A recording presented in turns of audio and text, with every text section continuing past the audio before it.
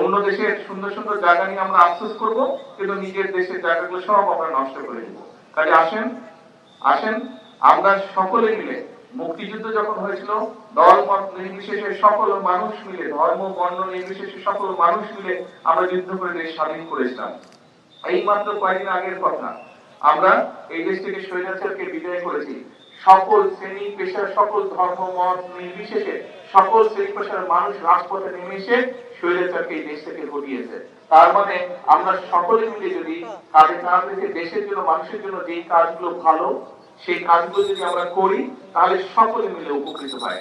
আসুন আজকে এই বৃক্ষরোপণের দিনে আমরা সকলে মিলে প্রতিশ্রুতিবদ্ধ হই যে আমাদের দেশের পরিবেশ ইনশাআল্লাহ প্রত্যেকে আমাদের যে যার যতটুকু অবস্থান আছে সেখান থেকে আমরা চেষ্টা করব আমরা যেখানে বসবাস করি, আমাদের আশেপাশের এলাকা, আমাদের ঘর বাড়ির আশেপাশের এলাকা, আমাদের অফিস আদালতের আশেপাশের এলাকা, আমাদের স্কুল কলেজের আশেপাশের এলাকা, আমাদের হাসপাতালের আশেপাশের এলাকাগুলো প্রত্যেকে আমরা চেষ্টা করব পরিবেশটা যাতে নষ্ট না হয়, পরিবেশটা যাতে সুন্দর থাকে, ভালো থাকে, সেটা আমরা চেষ্টা করব।